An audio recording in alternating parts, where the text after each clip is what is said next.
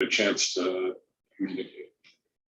I'll talk about some general issues, and I'll talk about actually as well some newer work, and that work is based on a paper we recently wrote with Phil Saad, who's a postdoc at the Institute for Advanced Study, Douglas Stanford, who you all know, and Shunyu Yao, who's a graduate student at Stanford currently. And the context that I want to talk about is gauge gravity duality, which provides our best understanding of what quantum gravity is. And I want to emphasize something that all of you know, but I just set the context for these meetings, is it's been a quarter century since these ideas were introduced. And the current status is we know the rules for the boundary theory, at least in most circumstances. It's a complicated quantum system, but we basically know the equations in advance. But we don't know the rules for the bulk. We know a lot about them in various quarters, but we don't. And a lot of the disagreements that we've heard in this community, or between some communities, is related to this issue. We don't know the rules. It's not like we have a given set of equations and we're debating how to solve them. And so these puzzles that we're all struggling with are sort of pointing us, or we're having to use them in an iterative way to try to learn more about the rules for the bulk, or to answer this question said more poetically about what is quantum gravity. So it's in that spirit that I'd like to explore some puzzles today. And the first puzzle I like to talk about is this well-known factorization puzzle that in this context was introduced by Melusina and Maos. And this really illustrates our ignorance about the rules for the bulk. So just to remind you what that paradox is, imagine you have two decoupled systems, L and R, each with a quantum system, a super-Yang-Mills theory, and compute the partition function, let's say the thermal partition function of the combined left plus right system. From the boundary quantum perspective, it's obvious that the partition function of the combined system is the product of the partition functions of left and right. It obviously factorizes. Here's a thermal circle in the left system, a thermal circle in the right system. And the combined system is the product of this times this. But from the bulk perspective, how do you compute this? Well, a popular set of rules, it's just popular. It works in a lot of circumstances. It's not derived. Is you take these boundaries and you fill them in with all geometries that make sense with these boundary conditions. So you could have two disks. These are Euclidean black holes. But you could also have a wormhole connecting. This is Euclidean time, so this is a space-time wormhole. Now, this wormhole connection violates, at least apparently, this factorization. These two things factorize, but this doesn't. Now, another point I want to emphasize is that at least in some low-dimensional model, these would be big. These are weighted by, let's say, their Euler character. This is e to the entropy times e to the entropy. This thing has the topology of a cylinder. It has weight 1. So this is small. It's a small violation of factorization, but it's the leading effect. And a lot of the stuff we're going to talk about is about small effects, okay? But these effects, we're going to find circumstances where they're the leading effect. And that's always a good circumstance to be in. If you have to talk about small things, you should arrange circumstances where they're leading. Tunneling is a very tiny effect, but if you have something that's stable, some nucleus, watching it decay radioactively is a leading effect. And that's a very powerful thing you can diagnose. Well, what's the status here? Well, perhaps these wormholes should not be included in the gravitational path for some reason. People have come up with reasons, instabilities, integration contours. But an important thing to realize is that in recent years, we found that these wormhole geometries are actually useful to explain things we expect to be true. Here's some examples of the internal traversable wormhole. Something we'll be focusing on, which is this long-time ramp behavior of the spectral form factor. this analytically continued product of partition functions, and related correlation functions. Of course, the page curve, the replica wormhole story, and if you pull that apart, squared matrix elements that make up the density matrix. And there are plausible examples of higher dimensions of such space-time wormholes that seem to predict sensible things, and so on. Some of these examples, for instance, the spectral form factor and also the matrix elements, involve decoupled boundary systems, partition times function times partition function. And so the wormhole explanation, which seems possible, raises this factorization problem. Now, control calculations for wormholes and these kinds of things, and these kinds of factorizing quantities, have been mostly done in simple models. And these simple models are described not by a unique quantum system on the boundary, but by ensembles, probabilistic collections of boundary quantum systems. Best known examples are this SYK model we've heard about, and JT gravity, it's dual to a random matrix ensemble. If I then note averaging over this ensemble by these brackets, then it's obvious that there's no factorization puzzle because the average of the product doesn't have to be equal to the product of the averages. And in fact, along these lines, we know that there's a link between ensembles and wormholes that has a long history. It goes back to the 80s and the work of Coleman and Giddings and Strominger. And it's more recently been formulated in the ADS CFT context by Muralf and Maxey. Now, in these ensembles, which provide a lot of control that we'll exploit, there's a version of the factorization puzzle.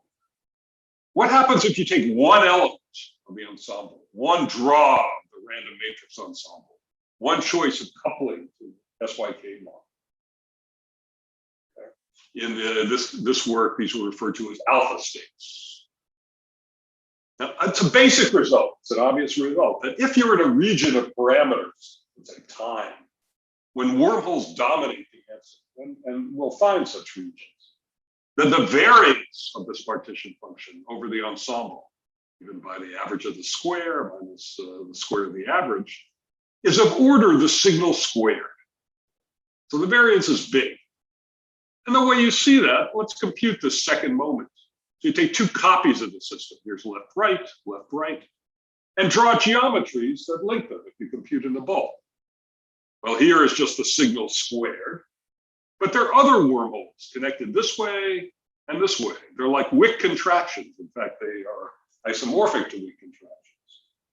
And so this means that if the variance is of order the signal squared, the answer depends sensitively in an order one way on which element of the ensemble you choose. It's noisy. And so wormholes go hand in hand with noise. Well, here's a picture I show a lot. I probably showed it other times I've talked here. Here's the spectral form factor in one draw from the SYK ensemble, one choice of fermion couplings. This is time.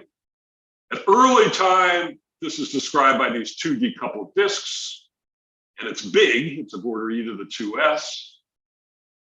But then at a later time, the signal gets very small. This is a log scale. And there's this linear ramp. And this blue curve is the average over the whole ensemble. And this average is described by this wormhole geometry, this linear piece. But for a fixed draw, here's a picture of the spectrum of a fixed draw of the SYK Hamilton. You find this red noisy curve. You can see this is the log plot. So this average, this constant width of red means a noise that's equal to the signal in size. And this noise is characteristic of having this fixed discrete spectrum. You have a fixed Hamiltonian, you'll have this noise. And so this noise is an aspect of microstructure. And this is the kind of microstructure I'll be referring to. So here, again, this ramp, because it's a log scale, is exponentially smaller than this. But it's leading at late time. At late time, these disks just go away, and you've isolated the ramp. Okay. Now, a crucial point is that even though this isn't a toy model, This ramp is an aspect of random matrix universality, describes long-range eigenvalue repulsion in this spectrum.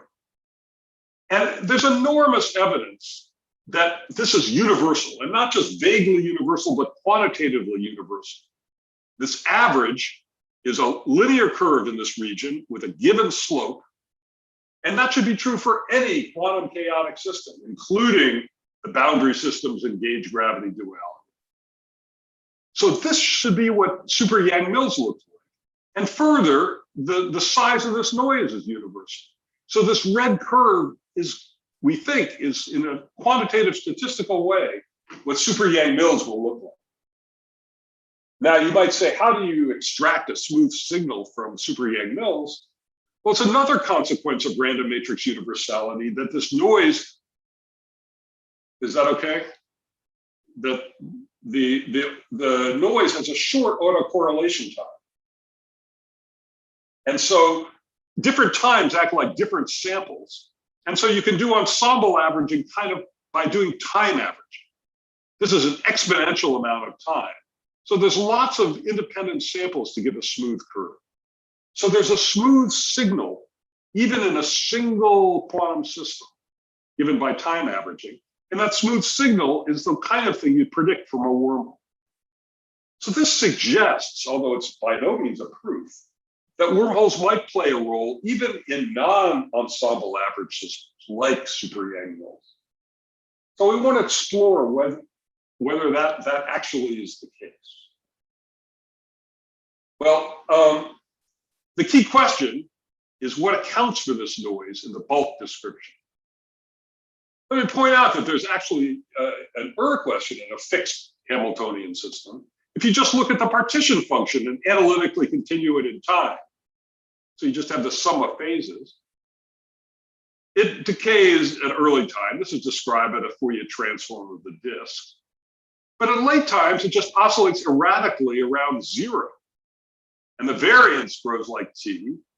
So the spectral form factor, which is just, if you will, the modulus squared of this, describes this growing variance. Here we have a geometric understanding of this, but there's no plausible understanding of this. So in some sense, a simpler question is, what is the bulk origin of this noise that fluctuates around 0? Now, this kind of answer will obviously factorize. The spectral form factor is just a product of a z times its complex conjugate. Because this noise is of the same order as this ramp signal, the noise is of the right size to play a role in restoring factorization. And that's the way that the kind of answers we'll discuss are going to work. Well, so we're going to sort of study this question about what happens when you have a fixed element of the ensemble in this SYK system. All right, here's the Hamiltonian of SYK. It's a quantum system. These are just fermion operators, and you have random couplings, coupling 4 fermions at a time. And rather than thinking about averaging over J, which is the usual context, we're going to think of, for once and for all, you fix these couplings. And this is the work that is described in this paper by my colleagues and myself. And I don't have enough time to really describe it in detail, so I'll try to just give you a sketch of how this analysis goes and how we can explain in this simple model some of the puzzles that we talked about earlier. Well, the way SYK is usually analyzed is you introduce collective fields. They're usually called G and sigma, and you use them to describe these ensemble average quantities like these partition functions. And for us, what's especially interesting is these collective fields, the kind that people would use in many body physics or statistical mechanics, are a proxy for bulk gravitational variables. This partition function has just what you might call left-left fields. This is a left partition function. And these fields represent correlations within a single left system. And this collective field is supposed to represent this fermion bilinear summed over flavor indices at different times. It's a bilocal in time. And the connection to a bulk is that at low temperatures, the expectation value of this collective field is given by the correlator of some bulk fermion field on a bulk Heph-Teitelboim geometry. If it's a thermal object, it's the geometry of a 2D black hole, a cigar. So you take this geometry, you put the right kind of fermion, you compute its correlator represented by those dotted lines, and that gives you the expectation value of this collective field. So you're trading geometry for correlation functions on that geometry at low temperatures. And so these variables, in some sense, are a code for geometry. And what's interesting, and this model is really oversimplified, there's other stuff besides gravity that we don't understand. But the saving grace of the model is we have an explicit representation for the entire quote unquote gravitational pattern. That is the G sigma pattern. So this partition function is given precisely. I should have written, well, an average symbol here, really, but it's the integral of the left-left bilocal field of G, the bilocal, there's no prime here, that's a typo, of bilocal and sigma, e to the minus an explicit action that depends on G and sigma. So to the extent that we can make this precise, it's an integral over bilocal functions. We can explore all the nooks and crannies in this gravitational path integral. We're not going to be limited to this under the lamppost kind of searching that we do in higher dimensions of finding plausible solutions and try to understand their meaning. Whereas the vast terra incognita of the integration space is inaccessible to us. Well, there also are wormholes, at least an average this way. You take the average of these two things, it has these left-left and right-right fields, but it also has left-right fields describing the correlation between the left and right replicas, as they're sometimes called. If this field is non-zero, it involves the left fermion coupled to the right fermion. It describes correlations between left and right, and at low energies, there's a wormhole geometry that contributes to this. And this is not a surprise because this averaging introduces explicit correlations between left and right. The left and the right systems have the same J's, so averaging introduces correlation. Wormholes also have non-trivial left-left and right-right fields, given by the correlator on this wormhole geometry. Now, the detailed form of this left-left profile in time is different than on the disk because the disk geometry is different than the wormhole geometry.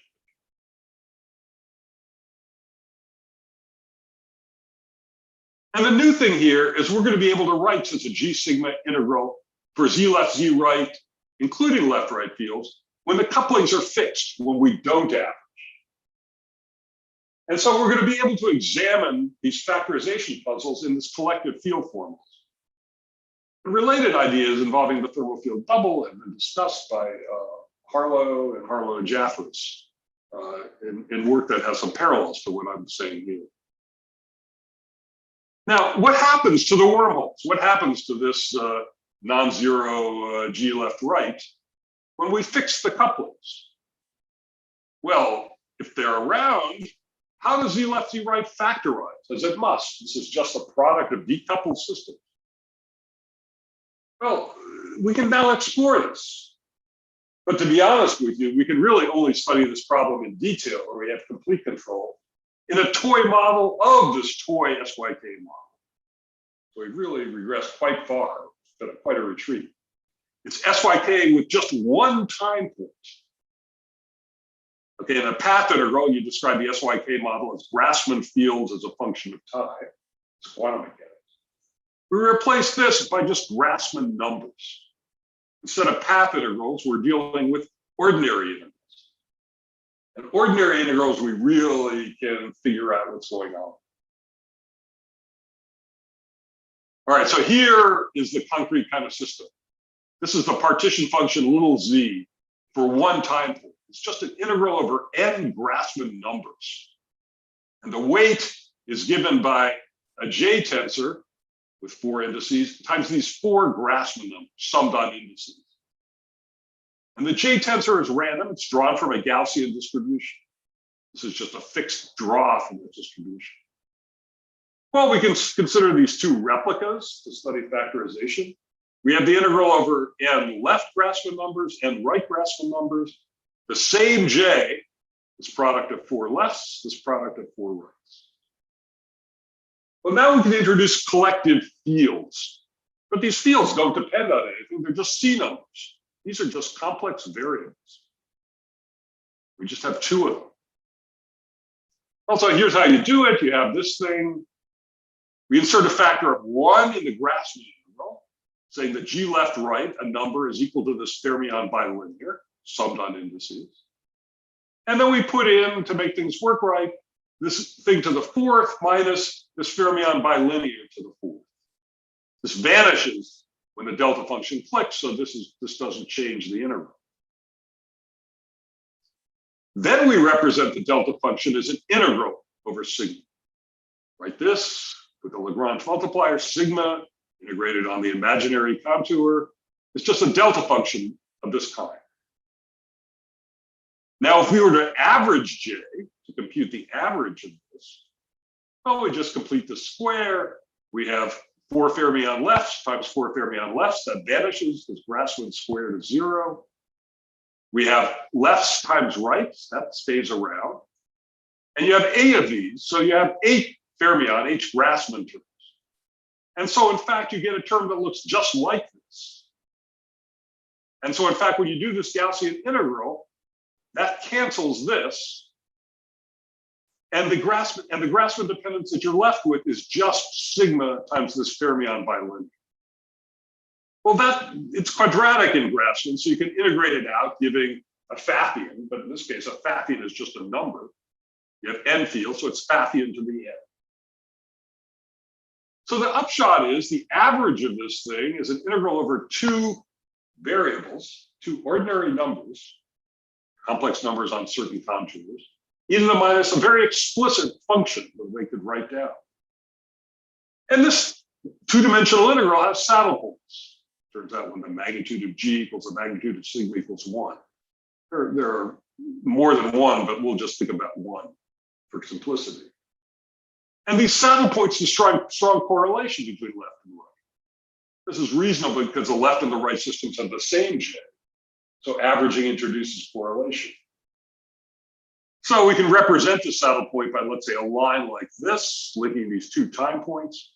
And that's the analog of this wormhole in a higher dimensional system. Well, we can also write down a G sigma integral for these things when the couplings are fixed. Well, you just repeat the steps from the average case. You put in 1 here, represent the delta function by an integral over sigma. But now there are no cancellations of this thing against something else. There are terms in the action now, the Grassmann terms. You have this quadratic thing, but now you also have this thing involving 4 Grassmanns with a J and 8 Grassmanns. Now, Grassmann integrals, if n is 20, you could just expand it out and do the Grassmann integrals. And you'd get some complicated polynomial involving sigmas and j's. You can put it in the exponential and you'd find some fixed coupling action that's explicitly J dependence. And this action is a black box that includes all the microscopics, all the complicated interactions of these fermions, if it was really a quantum system, would be encoded in this black box. Now, there's not some explicit mechanical system here, which is a defect.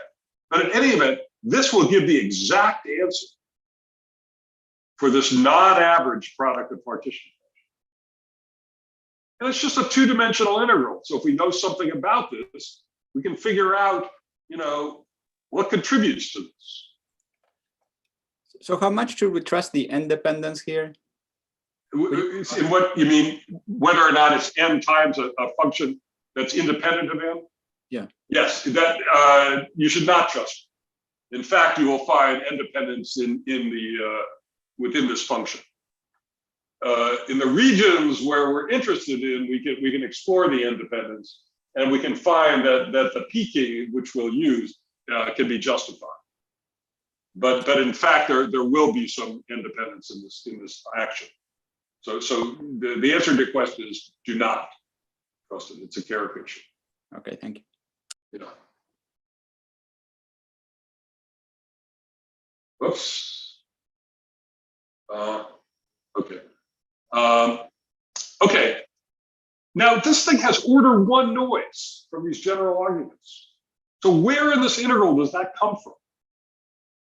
Well, even 2-dimensional integrals are kind of difficult. So let's do one of them. It turns out the G integral is J independent. So do it first. And you end up with a 1-dimensional integral for this product of partition functions. Let's call the integrand capital F. All right, there has to be some noise in F. And where does it come from? Well, it turns out, even though this is some simple Grassmann number thing, you can't compute it directly. But you can compute its statistical properties. For instance, you can compute the second moment of the integrand by introducing some extra collective fields and evaluating that bigger integral by satellite. And so you'll do that. Then you can compare the second moment to the square of the signal, the average, where this average thing just determines this average correlator that has these wormhole saddle points. Now, if the second moment is of order the signal squared, is closely equal to the signal squared, then the noise at this particular value of the integration variable is small. We say it's a self-averaging region of signal. Otherwise, the noise is large. This thing fluctuates a lot, so the second moment is different than the mean squared. It's not non-self-averaging. And you do this analysis, and this is the signal line. It's actually some ray that you choose in the complex plane. And you find that there's a region of sigma that's self-averaging. It's this purple region here. And a very interesting thing is that the wormhole saddle point is in the self-averaging region. So this wormhole continues to make a large contribution to the integral. And its contribution doesn't depend much on the particular couplings.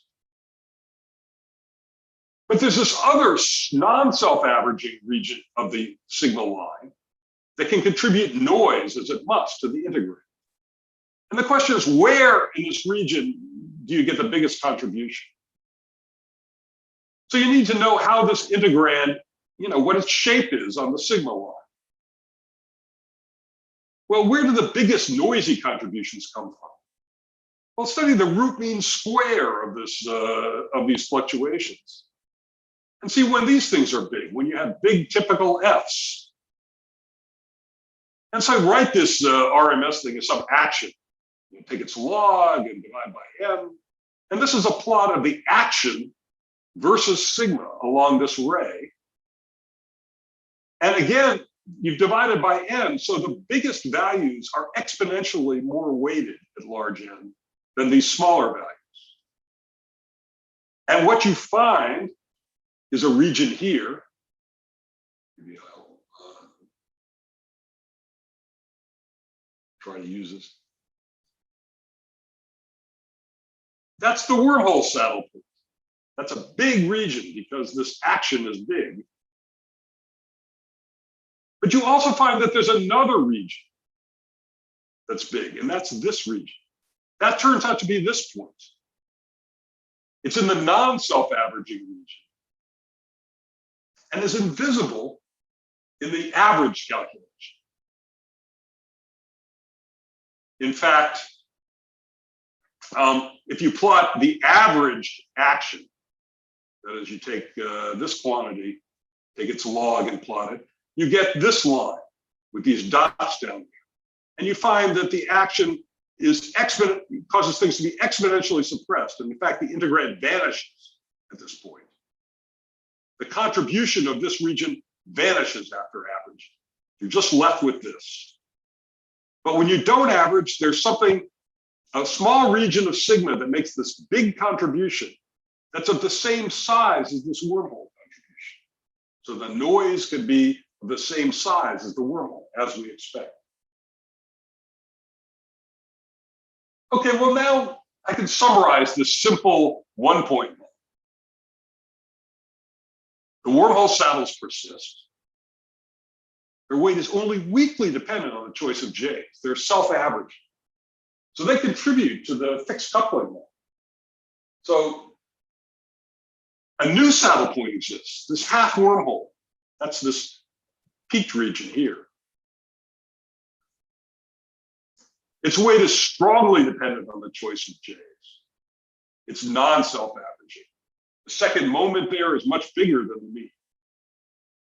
Now, when combined, these two contributions give an accurate calculation of this, just because these other regions of the integral are exponentially smaller typically. This crossover is when the collected field saddle points that you use to compute the second moment, when there's a crossover of dominance of these auxiliary saddle points. So they give an accurate representation of this non-average thing in the collective field formulas, large N of this. And of necessity, because you're just evaluating the integral correctly, this must agree with a manifestly factorized answer if you could compute, let's say, one factor exactly by numerics, which turned out to be challenging, actually. And so the sum of these two things must restore factorization.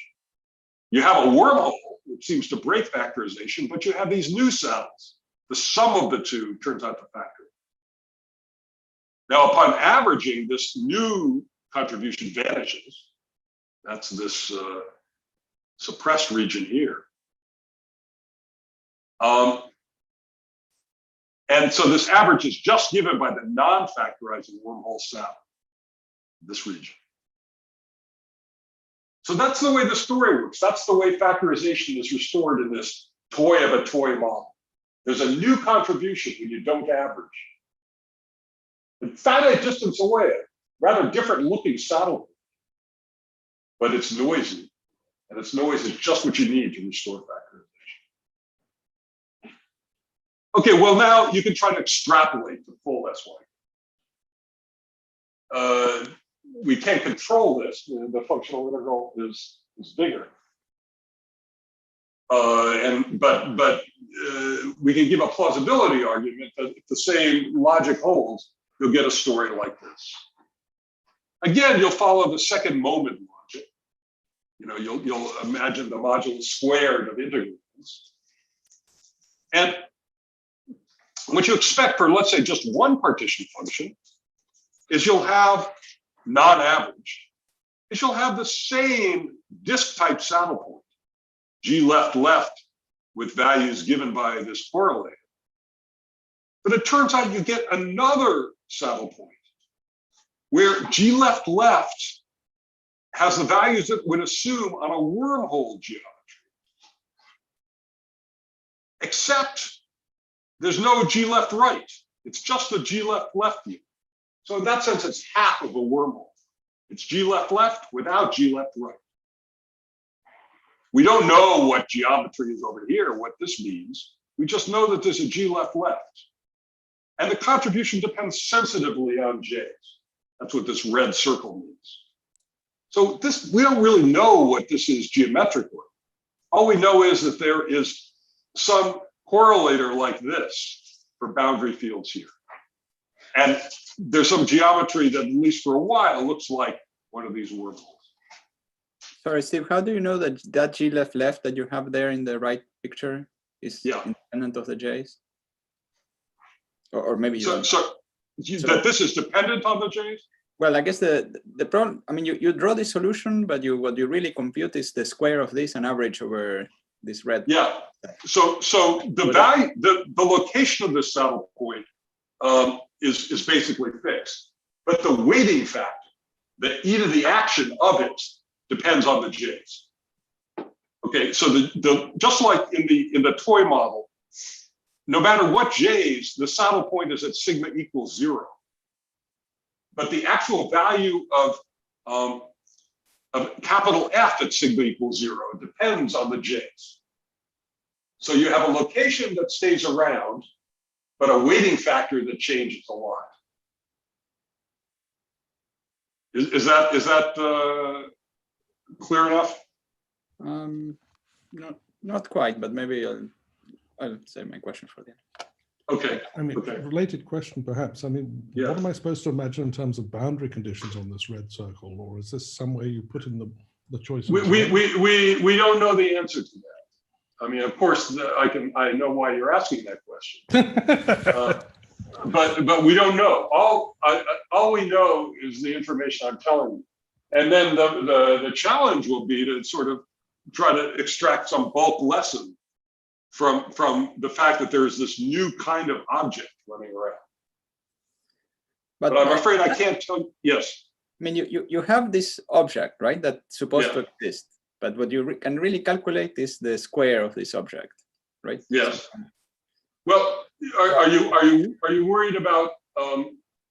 Well, I'm just worried about that. Even just this G left could be a property of the square, and not the property of each individual piece. The only information that we can extract reliably about that is in the toy model. And the question there, I think the analog question will be, for a given draw of the J's in the toy model, does this location sigma equals 0 shift around? Mm-hmm. And there, by examining the statistics of the integrand at different values of sigma, we can verify that the function f of sigma is locally constant near sigma equals 0, which is what you need for the saddle point to stay at sigma equals 0. It's just the height of that constant shifts around depending on what the j's are. So the location of this thing doesn't shift, but the weighting factor does shift. But you think that this will be a general property for some other theory? It sounds... I think if you make the simplest assumptions, the answer is yes. Okay. That's the guess, but we don't have a control calculation. Okay. Yeah.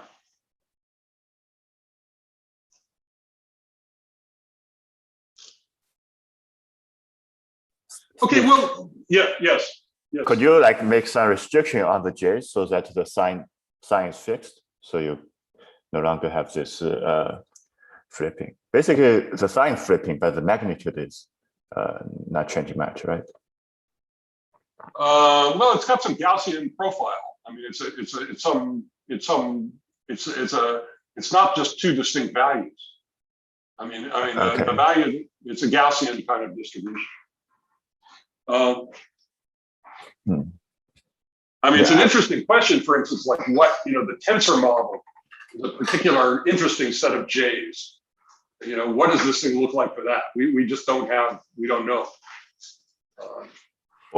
You can impose some symmetries that the you can impose some doesn't have. I guess, yes, I haven't thought about that, but you're certainly right. You can impose some symmetries and that will do things. Let me try to make a brief comment, especially given the audience that I'm speaking of. Suppose you were trying to compute one of these partition functions in some kind of fuzzball situation, let's just say configurations. Well, you might guess this is some cigar. This is viewing the cigar head on. You do the trace over Euclidean time around here. These fuzzball geometries are horizon free. So the tip of the cigar is where the horizon is. You might imagine that you have a little hole drilled out. And this is like a fuzzball configuration going around in Euclidean time. I think Samir has drawn pictures like this. And so you might have expected this is the true microscopic picture of a partition function in the bulk. And then this kind of calculation would yield, let me go back.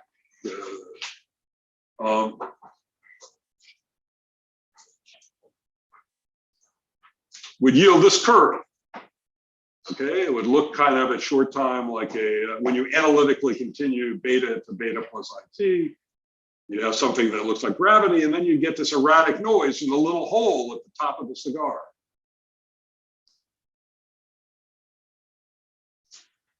This scenario, and as again, just in this toy model, predicts the noise in a rather different way. You have a genuine black hole geometry, or the toy version of it, plus a correction that just adds the small corrections.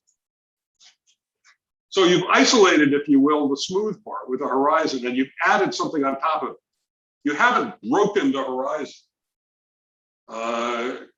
completely. So that's the way this toy model works. Well, then sort of you can go back and try to understand factorization, the puzzle we started with. And there's two ways to evaluate this thing with fixed J's. Without averaging, there's no need to put in a G left right collective field. There's no correlations. So you could just evaluate this using a G left left field and a G right right field. And at long time, the disks go away. They're the thing that decays rapidly. And so at long times, you'd have a left half wormhole, if we're calling them, and a right half wormhole. So you'd have a picture that manifestly factorizes like that. Or, perfectly valid way to put in a G left right field, we could put in G left right and try to evaluate the integral of this by saddle points. And just like we found a wormhole saddle in the toy model, we find a wormhole saddle, we think. But you'd also find some of these half wormhole new saddles. But because you're evaluating G left right at saddle points, the action of this half wormhole configuration is different than this action. The weighting factor is different. The location is the same. And these two things must agree because they're just different ways of doing the same integral. And so you'd write a factorization equation that looks like this. And this is a more professional figure from our paper. So the left-hand side is where you have G left right fields and you evaluate their integral by saddle point. Here's a G left right not equal to 0. That gives some kind of wormhole. The X just means it's slightly dependent on the J's. And then you have G left right equals 0, no connection, but G left left in its wormhole configuration, G right right its wormhole configuration, but with a certain weighting factor. Or you could have no G left right at all. And one way of thinking about that is you have the G left right field and you don't integrate it by saddle point. You integrate it along its defining contour that just gives a delta function that equals 1. So you eliminate G left right and you just have these two decoupled, unlinked half wormholes. And the action of these two things must be set up so that this equation is satisfied. So Steve, can you say more, what does it mean, this link between the left half and the right half and this G left right being 0? What am I supposed to be imagining and doing to these seeming boundary states that are marked in red? Well, we don't know. Now, the only sort of toy we have is like you imagine doing a semi-classical quantum chaos, where you have periodic orbits in some chaotic system. When you write, a path integral for a particle, a billiard on a stadium. Let me see, maybe I'll write a quick equation. You would write that the partition function is equal to the sum on orbits of e to the I times the action of some orbit. Okay, that's for a chaotic motion. Mm-hmm. And then z left, z right is some double sum. SA minus SB because the time is opposite. Mm-hmm. And now, when you do some kind of averaging, if you're looking for some average signal, the phases will cancel unless A equals B. We call that the diagonal contribution. That's the wormhole. Yeah. and it gives the rank. But then you have these off-diagonal contributions, A not equal to B. And that's what gives the noise if you don't do any averaging. And so this would be, if you will, the diagonal.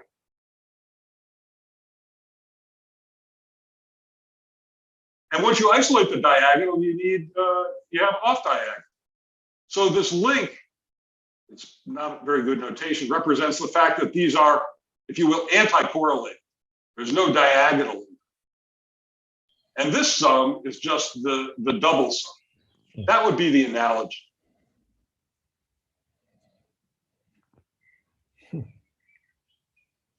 But the point is that in this collective field formalism, there's quite a precise realization of this, where you find this diagonal thing not as just some choice of this microscopics, but as a real saddle point of some collective fields.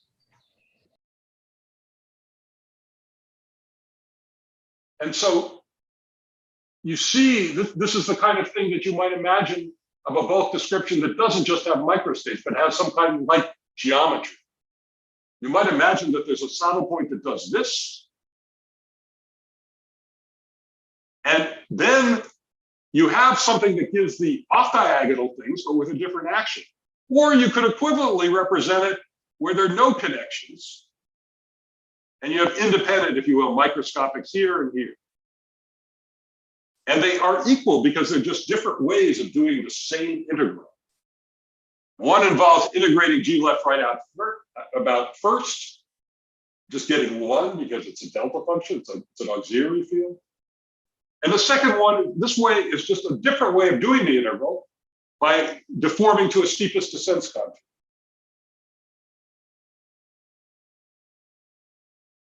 Well, I guess my time is about up, so let me conclude by just with a couple of questions.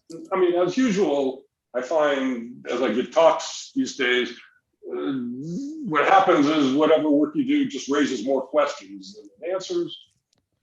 But of course, the first question is, does this picture have anything to do with standard holographic theories like super-Yang-Mills? We don't know, but it seems like something worth exploring for sure. And the second point is that one of the things that this has thrown up, this thing I was talking about, especially here, that there are two different bulk descriptions, one with a G left right and one without a G left right. That is, you've integrated out the G left right.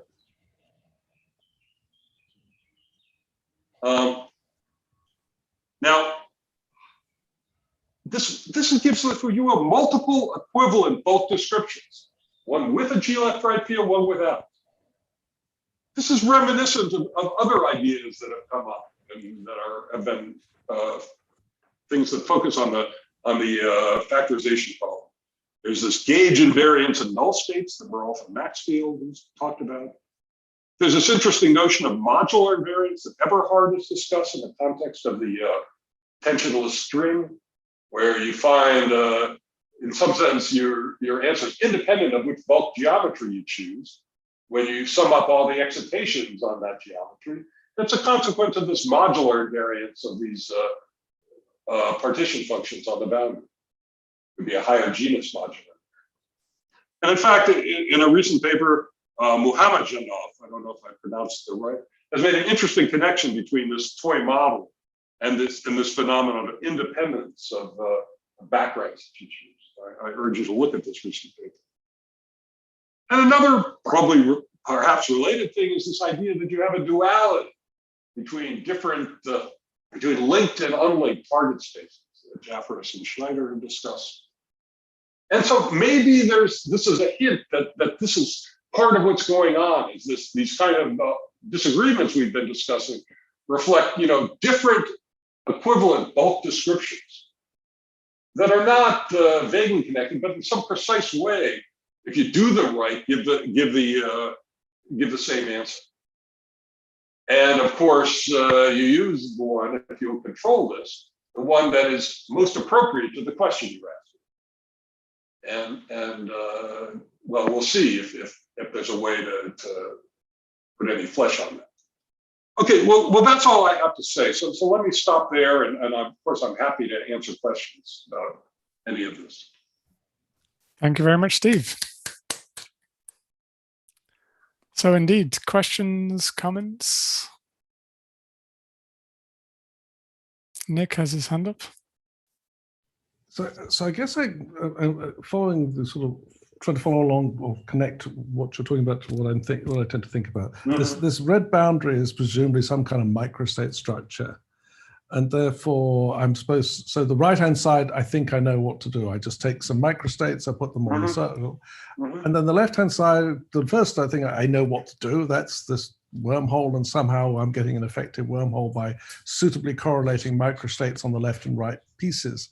What I'm trying to get my head around is what am I supposed to do to calculate the middle picture?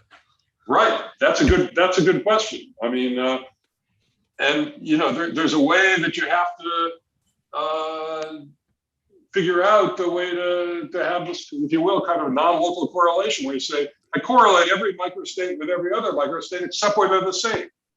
Except when they're the same. And the point is that in this integral, this is the way it works. I mean, you find, this is basically an equivalent. It's not a gauge invariance. It's different contours for an integral. And they give the same answer, as you know very well, because deforming a contour, you can find cancellations. Yeah. And that's the way it works. So it's not obvious about how to do it in the bulk at all. But it does suggest that this idea that, geometry, wormholes, maybe even things like black holes with horizons, it might be that they're just not mirages. It might be there's some precise way to say the answer is that plus something else. The something else is the noise. Something else is what you need to restore factorization.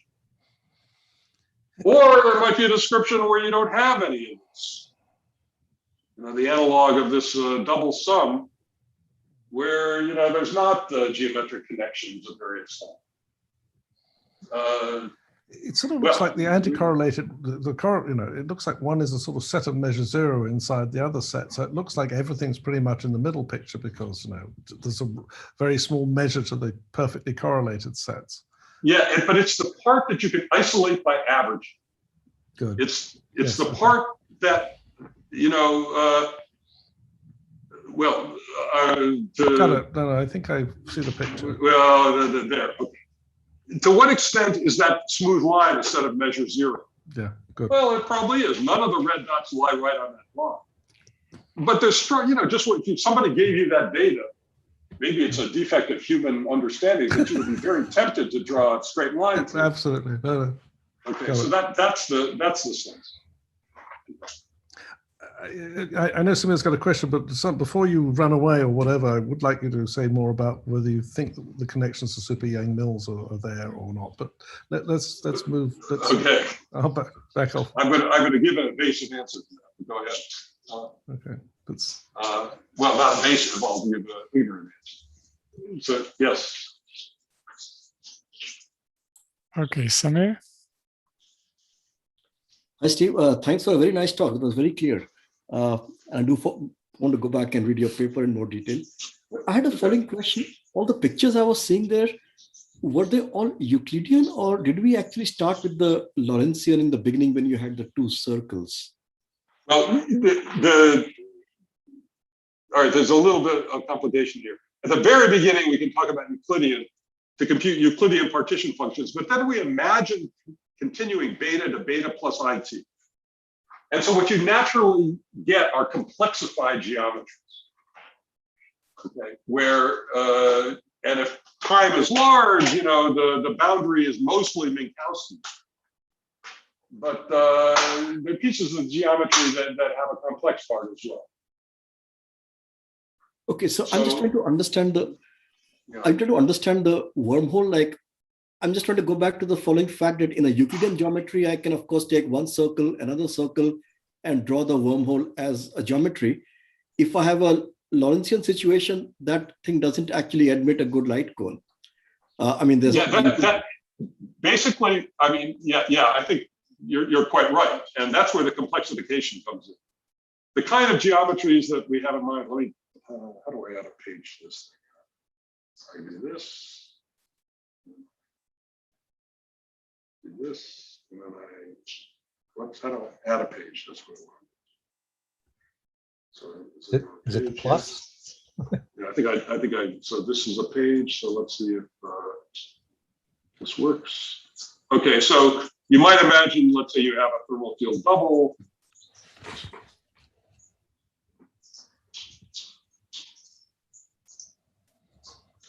It turns out that this, the wormhole geometry, you can think of an identification of a piece of this. So you imagine, that's not a very good color, this is time. And you imagine this thing is identified to make it periodic. And then you extend it like that. Right. I should have drawn this line all at once. And then you have the same circle here. And as you say, there's some problem in the center. And this is where you complexify things a bit. You let this thing go out into complex space to smooth out this bifurcate point. And there is a good solution like this. We call it the double cone. And this, in fact, gives the ramp in this situation. I see. Okay, and then, but you know, and it's true that you don't have a genuine horizon effect here. These things stay away from the horizon. The bifurcate point is smoothed out. So yes. So I'm just trying to understand the physical implication of that. Is this then a traversable wormhole or non-traversable? I think it's set up. It's non-traversable. I mean, it's you know, it's like the thermal field double. The question you're asking whether you could perturb it and make it traversable. I haven't thought about that. I'm not sure of the answer.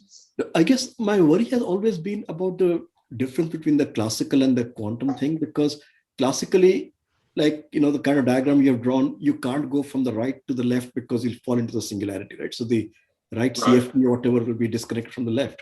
But quantum mechanically, things spread around a little bit more. And for example, as I was complaining in some of the discussions yesterday, if the Hawking radiation is going to carry information around, then it's very difficult to separate the right from the left if the geometry is connected. So I thought I could ask the same thing in your situation, that if somebody tried to solve the quantum mechanics on this complexified geometry and then real elsewhere kind of thing, would the actual quantum field theory also be completely disconnected between the two sides? Would it know that I shouldn't go across at all? Well, it's entangled. I mean, the state is not decoupled. There's an entangled state here. No, state is, I mean, I agree. But there's no question that if you compute a correlator between here and here, not some kind of causal thing, but just a correlation function in the quantum state at time zero, there's non-trivial left-right correlation. Basically, just because of the entanglement of the boundary systems.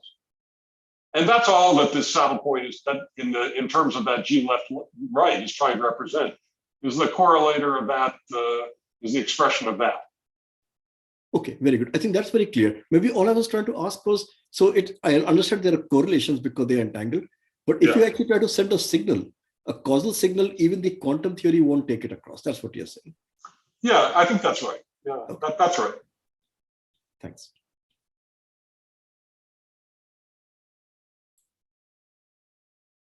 More questions, comments? Sort of follow up, I guess, but let somebody else have a go first. Yeah, Behrad, why don't you go ahead?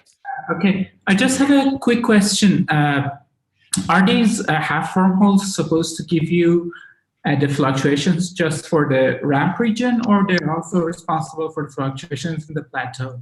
Because most of just the ramp. The plateau is clearly more subtle, and it will involve, you know, at a minimum, you know, topologies, you know, all different topologies in these two-dimensional models, or possibly effects beyond genus perturbation theory.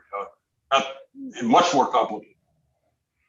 So can you elucidate on that a bit further? Why does the ramp involve this higher level of complexity? It does not. The ramp does not. It's the plateau. Sorry, it's a transition. The plateau. Sorry, I used it. Yeah. Yes. Well, let's see. That's a pretty complicated story. I'm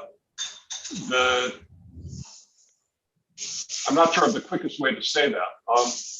if you look in, let's say, if you look in the expression in the energy, in the energy domain, basically you're looking at the pair distribution function of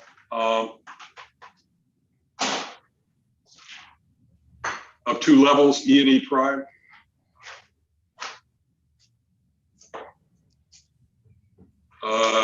This is so let's say in a random matrix ensemble. This has some decoupled part, which doesn't matter. And then you get a -1 over E minus E prime squared.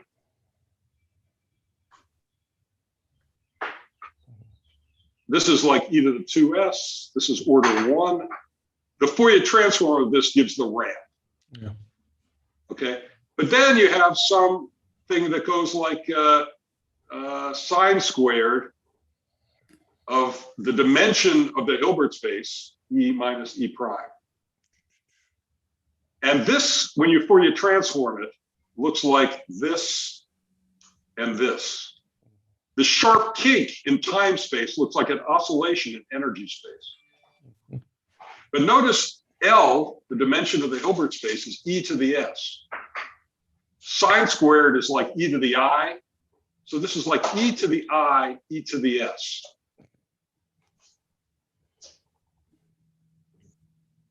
And so this is like doubly non-perturbative in s. This is like down by e to the minus s. This is like e to the something e to the s. So clearly this thing is not visible in some low order perturbation theory. You can imagine trying to resum genus perturbation theory and extract this, but it's a much more subtle object. And this is particularly interesting because it's this oscillation that reflects the this kind of nearest neighbor level repulsion. Sure. This ramp, in some sense, is just this very long range, kind of a repulsion of this gas of eigenvalues. The real smoking gun of discreteness is the fact that nearest neighbors don't like to sit on top of each other. That comes from these more subtle effects. Is that helpful? Oh yeah, absolutely. Okay. Okay. Okay. So my sort of follow-up question was about, in JT gravity, if you're supposed to going to try and approach this kind of picture in JT gravity, is there something you can say more about these boundary conditions in that context? Yeah, we've tried to do that. Actually, I'm embarrassed to say, but a year ago, Phil Saad gave a talk at this conference where he talked about some preliminary work along these lines that we've been doing in, let's say, the JT gravity models. And there, the natural thing is to think about something called where you don't have an ensemble of random matrices, but you fix a particular random matrix, or let's say fix its eigenvalues. So you take one draw of a random matrix ensemble, and you get a list of eigenvalues like that. Right. And this was Blomert, Mertens, and Verchet wrote an interesting paper about this called eigenbrains. And we tried to do some effective version of that. And it seems that what you do is one representation there, and it's kind of, I guess, in the back of some of our minds when we draw these pictures. There should be some clever way of going forward, but I'm not very good at this. Where you actually think about cutting this geometry at some geodesic circle, like halfway along the wormhole, and then putting a boundary condition that is essentially a random function. Call the circumference of that circle B. Introduce a random variable, psi. I've already used psi, but psi of B. That's random, Gaussian random. And so it has statistics like psi of B prime goes like delta of B minus B prime There's some, it's 1 over B or B, I can't remember. And if you have such a random boundary condition and you average, you sort of sew together these two wormholes into two half wormholes into a wormhole. So that was a plausible picture of these many universe pictures of Marolf and Maxwell. That would be a plausible, effective description of that. Really, what this would be coding is the fact that this thing could connect to lots of other baby universes.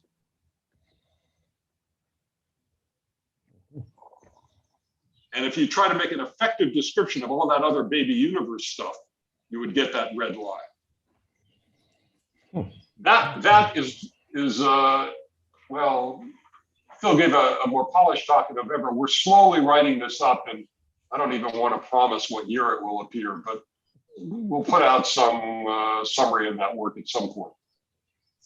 But it's not, it by no means is it the last word on a microscopic definition. We played around with microscopic models of this, of what that red line could be, but we don't have a good candidate. An obvious candidate would be some kind of end of the world break with some dynamics. But well, we certainly didn't find anything compelling like that. That's a big mystery, and that's where the program that you and your colleagues are engaged in is so important, is to try to figure out what might go there. Right. I have another question, but I would like to defer to anybody else who might have a question first. Indeed. Any further questions, comments? We can also perhaps continue informally for a short while if Steve is willing after we. Yeah, I have what 45 minutes before I turn into a pumpkin, but yeah, I'm happy to talk. I have, well, let me ask my last question. Just trying to sort of bridge the gulf a little bit. You know, the kinds of models I've just been working with, we've been reducing down to 3 dimensions. We can go down to 2 and maybe down to 1. But what that means in practical terms is that you can reduce what we do down to JT gravity rather straightforwardly. It loses all the dynamics that we use so heavily. But there are ways of reducing the model where you preserve a little bit of the dynamics that give you interesting microstate geometries and interesting geometries. If you wanted, if you were going to go for JT gravity, and you're going to, I told you I could put a couple of knobs into it that would enable you to dial maybe a chemical potential or a thing or something. What would be the? And I know this is not a very well-defined question, but at all. But what would be the additional knobs that might be natural, additional chemical potentials, additional things that could be added, which might descend from a higher dimensional degree of freedom? Like, you know, JT gravity's got the scalar that's the radius, but there are other scalars. There are some very, very natural ones that might come down to 2 dimensions or 1 dimension from the kinds of things we do, but they would add more degrees of freedom to the model. And the question is, what's the kind of thing that might give insight into the organization of the structure of this boundary? Yeah, I'm concerned that simple reductions won't be rich enough to produce like this noise. You know, that's a pretty complicated thing. There are various reductions. You can add gauge fields. You can, you know, have supersymmetry, the kinds of stuff that Gustavo Turiachi talked about. Yeah, but yeah, go ahead. I was going to say that, you know, maybe Gustavo can add more to this, but, you know, when looking at that, he added some characters from Taormina and Gucci, and he then did some, you know, Euclidean calculations and he extracted partition sums. That's sort of in the ballpark of the knob. There's some decoration that you can add in way of degrees of freedom, but there's one very particular degree of freedom which enables us to cap off the BTZ throat. And there's one scalar, I called it the seed in my talk, but there's one thing that really to do that, which I think I could probably bring all the way down to the JT gravity. But the question is, would that tell us anything interesting? Yeah, if you could get rid of the JT gravity black hole solution in some controlled way, that would be interesting. You know, in 2 dimensions, that would be, you know, that would be a nice model to play with and to see how it reproduced some of these things. From a two-dimensional perspective, it might look a little singular, but the point is, because the point is from the two-dimensional perspective, the throat is pinching off. So will go to 0 in JT language. but there will be another scalar that you would trade for, which would somehow, in 3 dimensions, it would keep it completely smooth. But so there would be something, if the dilaton in JT gravity is roughly the radius of the higher dimensional sphere, Yes. you do something when the dilaton hits 0. yes, there would be another degree of freedom that come in from the geometric point of view would keep it smooth. And that's a knob I can probably push down to JT gravity. This might be related. I mean, Gustavo should talk about this, or somebody else. I'm a novice. But as you know, the unlimited range of the dilaton is what sets the curvature to constant negative curvature, uniform everywhere. If you stop it, I mean, it might be related to the fact that at certain points, you want to have curvature singularities.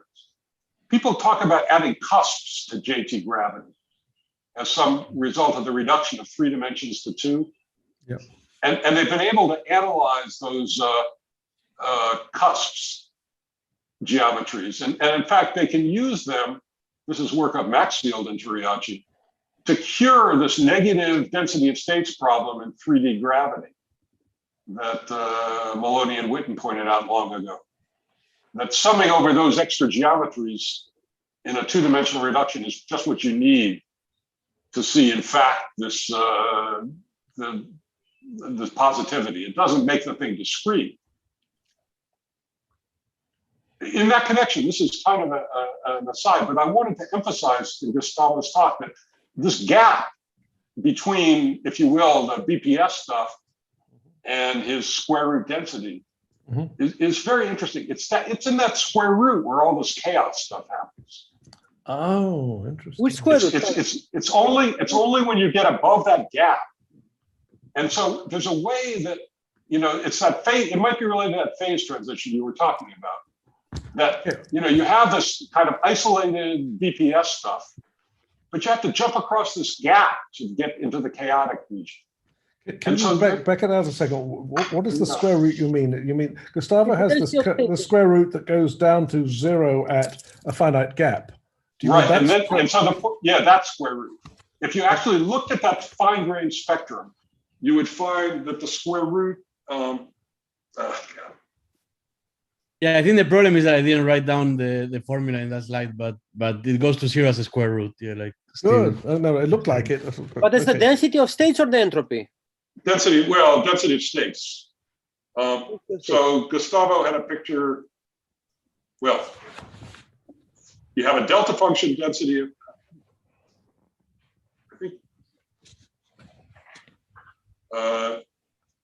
this delta function density of BPS states, the gap, and then a density, and this is actually e to the s. And then you have a square root, and then it goes up like that. And this is the gap. Yep. If you actually zoomed in, you would find that in this region, you'd have this discreteness, this chaotic random matrix discreteness, and the gap and the spacing would be proportional to 1 over e to the s. So this is e to the s of e. This is e. And so the spacing goes like e to the minus s of e. So Steve, this is very easy to obtain from microstate geometries because No, it's not. No, it's not. I mean, you won't get this eigenvalue repulsion. Yeah. Well, and you won't have gaps of e to the minus s. No, e to the minus s gaps you have, because if you have e to the s states, on top of each and every one of them, there's a state which is at 1 over n, 2 over n with a different coefficient. And because you have e to the s states, you'll have e to the minus s average distance between 2 spikes. So this you don't get the repulsion. You don't get the repulsion. I don't think you won't get that linear ramp. That linear ramp is a precise quantitative feature. So okay, I can get the density of states and the spacing to be of average e to the minus s. This is easy, because again there are e to the s guys here, and then on top of each of every one of them, I have a spectrum beginning with a 2 over n1 and 5, 4 over n1 and 5, and so on and so forth. Different coefficient for every different thing.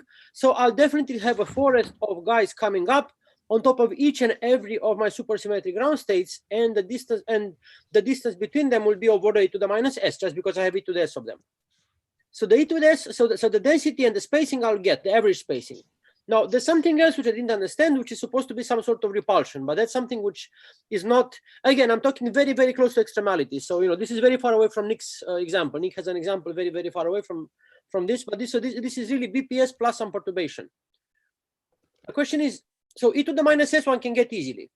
We just take e to the s ground states. You start on top of every one of them with a gap of order 1/105, and then you get the e to the minus s gap. But that requires a superposition of different geometries. I think that's no. There's no superposition. Sorry. No, you'll have a cluster of states around the gap, and then at twice the gap, you'll have another cluster of states. That's the whole point. So if you solve the wave equation in these microstate geometries, Nick and Pierre did it in some other microstate geometries. There is a big gap between the first and the second one, and then between the ground state and the first one, and then there's a different gap with a different number between 2 and 3. Yeah, but there's a gap, and the gap is of order 1/n, not e to the minus n. No, of course. Joseph, I think there's an important point. The magic at this discussion is in the repulsion of eigenstates. This is the fact that One second. I don't think Emil and Steve are convinced that the average gap between levels is e to the minus s. Let's do that first. Let's separate the problem into two of them. Let's get to the common ground first of all about the average distance. So this is what I think Emil is unclear about that. So if you have e to the s solutions, let's suppose you build them. We don't have them, but let's suppose you build them. On top of each of every one of them, you get a gap. You get a tower, like Nick was discussing, which is something over n1n5, some number over the 1, and then some other number over the 1 on top of each other. Those guys are going to be distributed, and these numbers over the 1 are not the same. So Nick and Pierre, for example, they found in their paper when they contracted supercharged superstratum that the spectrum above each and every one of them, they have different coefficients. And actually, they can make the coefficient very, very easily by just tuning on the supercharging. So for example, in the paper by Nick and Pierre, they have a supercharging parameter, and by tuning it, you can actually change the gap. So there will be a gap of order 1/n1n5. There will be nothing below 1/n1n5, but then above that you have basically many gaps. So there'll be a forest. Though you'll not get chunks coming up at 1/n1n5, 2/n1n5. I think your models would be randomly distributed. Sorry?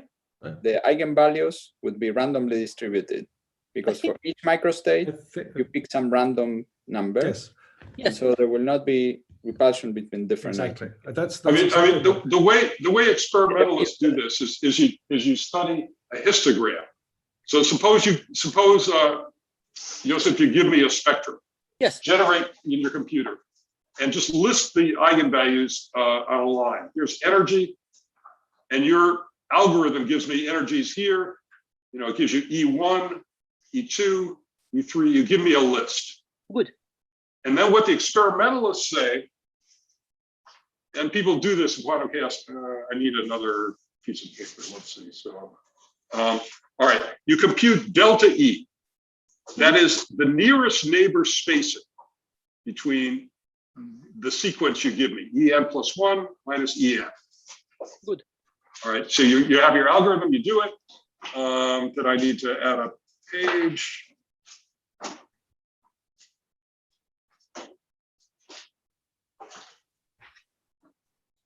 And so I have this delta E's, I get a large list of them, and then they plot a histogram, the probability or the number of things with the nearest neighbor graph delta E versus delta E. So you give me 1,000,000 levels and you plot a histogram. Mm-hmm. And if you just threw down numbers randomly, okay, even a lot of numbers, you would find a histogram that looked like this. Okay, it's called Poisson statistics. Fair enough. In a random matrix theory, you find something that vanishes quadratically, a hump like that, and then this goes like delta E squared with in the right symmetry class, and this is roughly a Gaussian. This is called the Wigner surmise, and it's the vanishing here that is this repulsion. And the question is, do you get that curve? And this curve is universal. The shape of this thing is a function. It's quantitatively universal. It's like critical exponents. This isn't something you can mess with. Mm-hmm. And the question is, do you get that or that? Not with the algorithm Joseph was suggesting. So Joseph was postulating a whole bunch of different geometries, or perhaps a bunch of geometries with randomly chosen dials, and you'll get the Poissonian distribution. I'm pretty sure of that. But, you know, one of the things that this stuff we're doing on non-BPS has convinced me of is the spectrum, when you do the non-BPS, you know, the BPS stuff tends to have a linear structure. And so therefore you tend to see these well-ordered rational gaps. But what we found in the non-BPS equations is that frequencies of one mode influence the amplitudes of one mode influence the frequencies of other modes. So I'm kind of hopeful that you're going to see some nonlinear effect on the spectrum. I have no idea whether you're going to produce this, but I do see a qualitative difference between the non-BPS and the BPS spectrum, at least from the simple calculation. Yeah, naively though, I would imagine that you need order S nonlinear oscillators coupled together to get what you want, and that's of course that's a how tall many order. e to the S or T? S. Yes, okay. So you need an S-dimensional phase space, I have a and that makes a density of states like e to the S. Right. I have a question. The delta E we are finding is not e to the minus S. It's actually 1 over n1n5 times e to the minus S. Because again, the gap we are finding on top of each and every one of them is actually 1 over n1n5. Yeah. So I don't know if that's of any relevance or not, because the difference between them is not actually 1 over n1n5. It's not actually e to the minus S. It's actually much small, much okay, smaller. but I think the important message I've learned from nothing else from this conference is eigenvalue repulsion is crucial to getting to this transition to chaos and so forth. And if you just simply throw down random geometries with random parameters, you're going to get Poissonian distribution. And so I believe that there's got to be some interaction between these, you know, geometries in some sense that will generate this. And now it might be that if you're clever enough, you can do it by tunneling, but I think that's a real tall order and the amplitudes are low. But I do think the nonlinear interactions within the geometries might actually make something like this happen. Admittedly, we can't get S possible degrees of freedom from our rather naive calculations, but you're going to have to get some kind of scrambling physics into the picture. I mean, Yossi's picture is I would say only a starting point, extrapolated from a very small. Yeah, I agree. But you're extrapolating from a very small number of microstates, which can be described explicitly in low curvature supergravity, and you haven't included the scrambling physics. And I think what Steve is telling us is that if you improve your model to include that scrambling physics, then you're essentially guaranteed that you're going to get random matrix-like behavior for these quantities. The scrambling physics but you need more than just scrambling physics. You need scrambling physics at lots of degrees of freedom. Right, absolutely. You need an S-dimensional, classical equations. You need S variables coupled chaotic. Mm-hmm. Yeah, but okay. So if I want to work in the realm of the doable, what can I work with S's 10? Can you hold on a second? No, I want to answer the question. So if I work with, you know, I can't do more than 10 fields. I mean, you know, whatever, pick a number, but it's got to be an integer between 0 and 100. So if I manage to sort of try and find a statistics that looks like this, you know, repulsive statistics of oscillators, say of order 10, is that going to be good enough? I would say that, you know, naively, if you have a 10-dimensional chaotic system and you quantize it like a billiard at a 10-dimensional table, you would get gaps that go like e to the minus 10. Okay. Well, you have an H bar that runs them, but that's okay. So there's a chance we could get into the right ballpark. Sorry, Joseph. I see Cliff has his hand up. Let me bring him in. Yeah. Yes, actually, and let me invite you to glance at my last paper. It's actually surprising how small n can be to see some of these effects arise. So just because of the reasoning Steve just mentioned. So you can start histogramming, just explicitly sampling random matrices, for example, and they can be quite small. I mean, a bit more than 10, I'd say, before you begin to see things like, you know, all the features Vigna noticed. So begin to come out, you know, if you squint a little bit. So it might be that you could begin to see the, you know, when last seen, it was going in the right direction by trying to couple together several of these geometries, which is what I was mumbling about a couple of days ago in the discussion. So I think it's worthwhile because this, because of the work of Steve and others, this is, I think, the kind of universal behavior that should show up in multiple approaches. And so I think it's worth trying to pursue. In the same way that 2 decades ago we were saying whatever quantum theory of gravity you're working on, we should be able to find some way of counting the microstates. And it's D-branes in one setup, and it's whatever the other people do in their other setups. I think this is the sort of universal stuff we should be trying to see in all our different approaches to find points of agreement. Yeah. Thanks. And Emil also has his hand up. I cannot raise my hand actually because I'm so. Okay. Okay, you're next after Emil. Okay. Yeah, so I wanted to ask Steve, actually related to what Clifford was saying. If I considered a weakly coupled gas of strings and branes making some, relatively complicated bound state, it's going to have lots of entropy. Yes. But there's no black hole here because we're in, weak G string n. Mhm. So what in everything you're saying, we expect there to be chaos because there's thermalization and it's complicated and whatnot. But what in everything you're saying would change?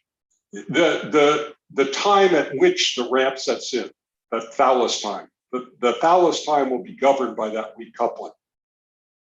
You'll have to wait. That's the time it will take you to, for the system Scrambling to physics explore. will be slower, you say? Yeah, so the Thales time is not exactly the same as scrambling physics. The scrambling time is not exactly the Thales time, but some of the same ideas go into it. Is the slope of the ramp different? No, plateau? the slope of the ramp is exactly the same. So all this sort of late time stuff that you've been talking about doesn't know whether it's a black hole or just a bound state of branes. That's right. I mean, that's correct. But yes, that's right. Although to prove that the bound state of branes is chaotic is quite a trick. But roughly speaking, the boundary point of view and universality establishes that. So, stupid question then. How does it know it's a black hole? Well, that's a good question. That probably, it might be that you would diagnose that by earlier time things like thermalization or out of time order correlations, or you could see whether or not you could precisely derive, the ramp and so on from these gravitational variables. Would you draw wormholes? Well, it depends on what it depends on what you're specifying. I mean, if you handed me a bunch of strings and branes, what variables would I find? I mean, I wouldn't have a metric variable. There's got to be another language. This is a question of languages. Like, what are the bulk variables? If it's just we draw these pictures in SYK where we have no business drawing them. Why? Well, you have real G and sigma configurations. I mean, that the code. I mean, you can draw functions of G and sigma that are just real honest to God functions that dominate a G sigma integral. Turning them into geometry, that's more of a stretch. So if you say there are collective field saddle points that make big contributions to a path integral, and that have nothing to do with the fermions a priori. Okay. I mean, they do have something to do with fermions, but they're another language for it. So I want to take a second pass at these microstates and so on. So the picture I offered before that, you have multiple fuzzballs which are all rigid and frozen, and then you have a tower on top of each and every one of them. Actually, that's a simplistic picture. When you have bubbling solutions, it happens, but when you have superstrata, every superstratum also has fluctuations because, essentially what you find, you have a moduli space of multiple configurations. The moduli space has dimension n1 and 5. You have a huge amount of configurations which are continuous in classical physics, but once you quantize, you find that this moduli space has a volume which gives you the entropy. Now, the question is, if I calculate perturbations on top of this moduli space, there's going to be a strong mixing, because if I put some energy in one of these waves, it will drive the superstratum into the nearby superstratum, and there'll be a lot of mixing. I'm just wondering if this is an ingredient which can actually get this repulsion of the eigenstates. I think you need to make it such that all the degrees of freedom can talk to each other. And whether you can do that with direct wiggling, or whether you need the tunneling cancellation of e to the s versus e to the minus s. I think I have a better answer. So long as you're doing linear perturbation theory, you're sunk. You're not going to get. But I think there are intrinsic nonlinearities in the back reactions of these modes. I mean, just write down the equations of motion. You see there's massive levels of nonlinearity, which could, I'm sure, in principle, I have no idea whether it actually happens, produce precisely this kind of eigenvalue repulsion. After all, you can think of doing matrix models as simply throwing down a bunch of fermions and then introducing a van der Waals which does the repulsion. That's a nonlinear interaction. I have no idea whether a superstrata will do that, but in principle, what you outline, if you turn on back reactions, could do that. The matrix model is not the dynamics, is not the Hamiltonian time dependence dynamics. Right. The matrix is the Hamiltonian, the quantum Hamiltonian. Right. That's think about a billiard. Right. And then another point is that to study energy resolution on the scale of e to the minus s, you have to study basically periodic orbits of time e to the s. So you have this complicated system of s oscillators, and you have to be able to track orbits of the oscillator that come back to itself on an exponentially long time. Those are the configurations that govern the fine-grained energy statistics. Good. But then if I have a two-charge supertube, for example, with a huge moduli space of dimension n1 and 5, I can describe all my motion as a motion in this huge moduli space that, you come back to yourself after a time which is going to be, again, of exponential order. So, that's, for example, one configuration where I can make this happen. So let's take a two-charge system. I mean, have the supersymmetric solutions found by Lunimatur and Luni-Malassana-Maoz. And there, they're parameterized by functions, which are continuous functions, classically. Now, if I come with some energy on top of these functions, the energy is going to go and, I'll move in this huge moduli space of huge dimension, and it will take me a huge amount of time to come back. I mean, because the moduli space has dimension n1 and 5, the time it will take me to come back will be huge. The entropy is e to the square root of n1 and 5. So there, for example, I could see in this, if I think about the solutions as just some moduli space of curves with perturbations, there I can imagine, for example, getting these very long times and getting this kind of eigenvalue repulsions. Yeah, and you would need like nonlinear interactions to make that motion chaotic. I mean, it's not just some long string that's harmonic oscillators or something like that. You need some. I mean, if you turn the couplings off in the Lorentz equation, you get a whole bunch of just ordinary orbits. You get the really cool stuff when you tune the parameters to the right nonlinear values, and then you get. Guys, let me bring in Cliff because he has his hand doubly up at the moment. So go ahead, Cliff. Sorry. No, it's fine. I had a question for Steve on a slightly different matter. So if it's okay to go to a slightly different matter, I'll do that. And so first of all, Steve, great talk. I've been learning more and more over the last year or so how important it is in asking questions about the micro stuff in JT gravity, for example. How important it is to understand the non-perturbative stuff. And, I've been thinking about that a lot. Mm-hmm.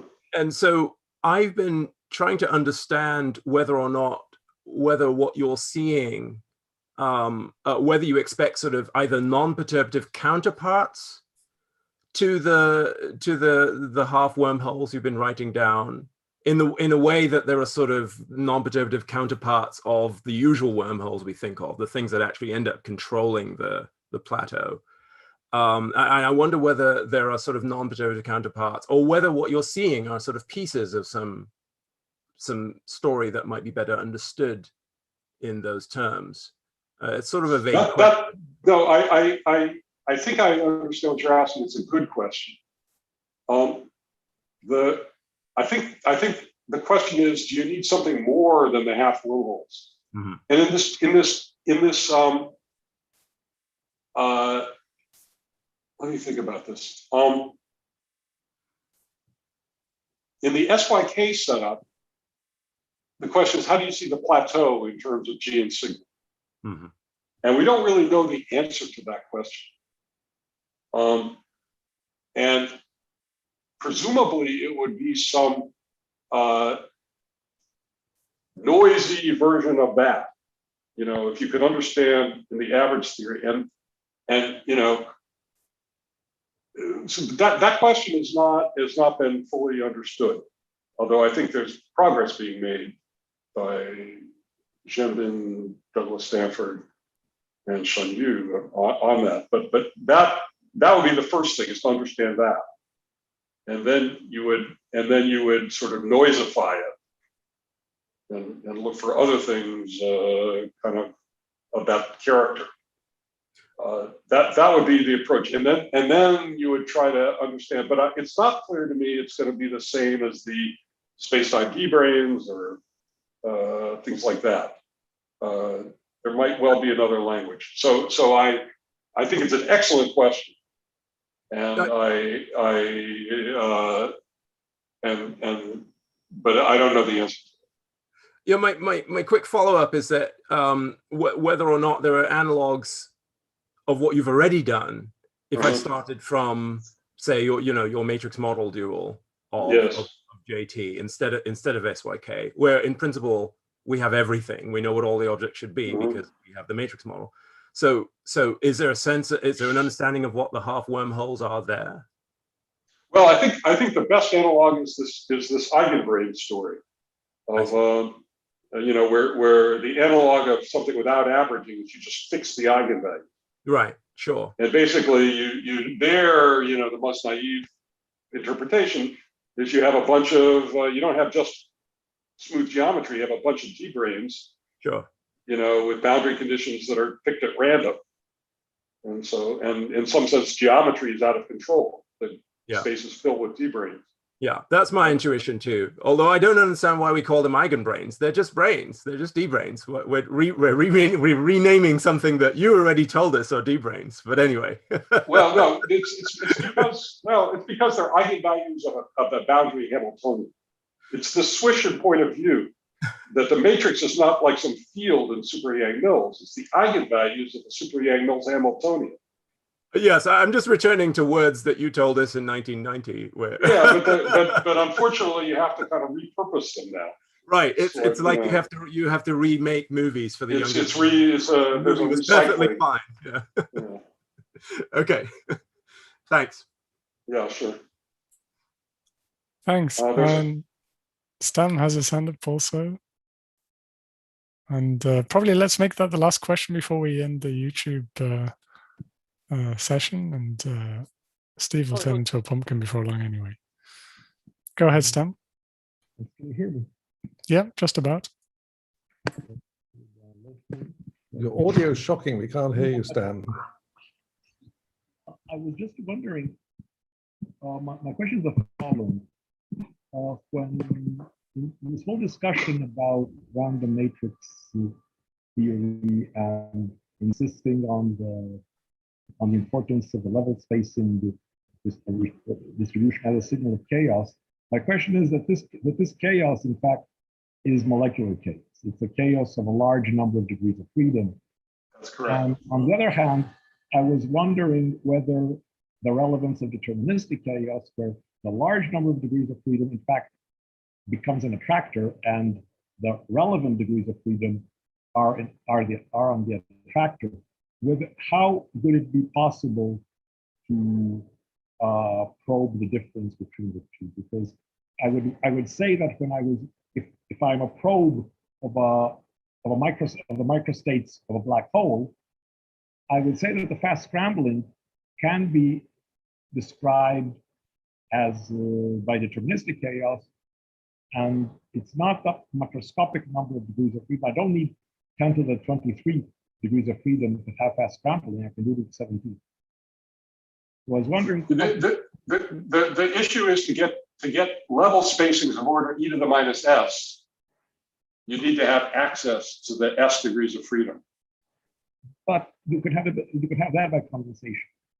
By I don't know what that means. By condensation. I mean, because I run if I were to take the equation of fluid dynamics, these are infinite. They have infinite variables. But if I do the truncation a la Lorentz, I found out that the molecular that the short range, the short scale of molecular chaos is in fact goes over to a large scale of deterministic chaos. And in fact, out of the 10 to the 23 degrees of freedom of fluid, I only need 3.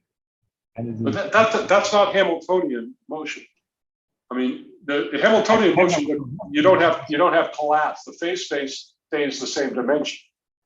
No, the phase space in fact will have a dimension that is going in the Lorentz system instead of having 3.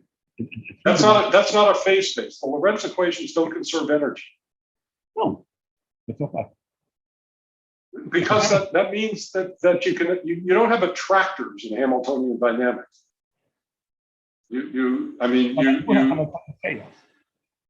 Sorry, we're talking about Hamiltonian chaos. Sure, I do have deterministic chaos in Hamiltonian dynamics. Yes, but you don't have you don't have reduction in variables usually. I mean, if it's strong chaos, I mean, you can imagine the solar system. You have huge number of atoms in Pluto, in the moons of Jupiter, and the chaos is in the equation of the motion of 10 variables. But that won't be that won't give you kind of the chaos of with the right dimension phase space to get the right density of states. Yes, so that's my question. In fact, the claim is that I need an exponential s factor to get something.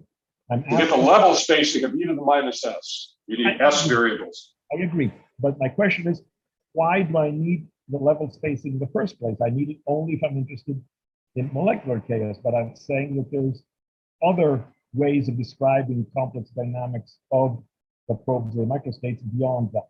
And I was just I think it is a well, I think if you have a well, it's a very strong, widely held view that if you have a quantum chaotic system with entropy S, and that you will have level spaces of order e to the minus s described by random matrix. I agree. If I have molecular chaos, I'm just trying to go beyond that. Well, but do you think thermal Yang-Mills at high temperatures does not have you just forget about gravity. Think about the boundary Yang-Mills theory. Do you think the boundary Yang-Mills theory at strong and Tuff coupling has chaos of the n squared gluons? What? It would be described by infinite many gluons. They're described by collective excitations that are coherent states of gluons. You think that's what the high temperature gluon gas looks like? Is some coherent waves of glue? Nobody thinks. I mean that's in some sense not thermal equilibrium. Why should it? It won't be in thermal equilibrium. I'd say that again. It won't be in thermal equilibrium, but the quad gluon plasma isn't in thermal equilibrium. Well, I think we think that the dual of a black hole is the thermal equilibrium gluon gas. Yes. Strong coupling. So then I'm going to go further and say, if I'm in gravitational theory, I would question whether a gravitational theory can be in thermal equilibrium, and therefore whether the theory. No, but the point is of ADS-CFT that you don't have to think about gravity. You just say, what is the spectrum of Yang-Mills theory when it's hot at high energies? Forget about gravity. Some gauge theory you can put on a computer. Yeah. Okay. Well, I didn't find a density too. So that makes it a little bit. Don't forget finite density. Just heat it up. No chemical potential. Do you think that reaches thermal equilibrium or not in a box? for certain in certain circumstances, I would say no. Well, I think that goes against the widely held beliefs, including my beliefs. I think Yang-Mills theory, especially in strong enough coupling, thermalizes. And if it thermalizes, then you have a level spaces of e to the minus 6. Forget about gravity. Just argue about hot Yang-Mills. I'm not that sure, so I would like to. Okay, well, that's in some sense the assumption that all of us are working on, is that that's true. If that's not true, all bets are up. I'm just wanting to make sure that whether it's an assumption or whether it's a statement that follows from some underlying assumption. It has not been proven that hot Yang-Mills theory reaches thermal equilibrium. That's for the scientific words. Okay, maybe that's a. I can take one more question, and then I'll turn into a punt. Well, I was proposing that was the last question, but one more very quick question. Yeah, one more quick question, and then yeah. Clifford has his hand up, but I think that might be a vestigial remnant of the previous question. I thought it was a remnant, but Cliff, you still have your hand up. Do you have another question? It's a remnant. I assume the moderators take it down. I should have done it. No. I had mentally parked it as a remnant, so I thought we were done with questions. Good. At this point, the question would be, where's the pub? Yeah, I agree. And I'm already there. I'm sorry.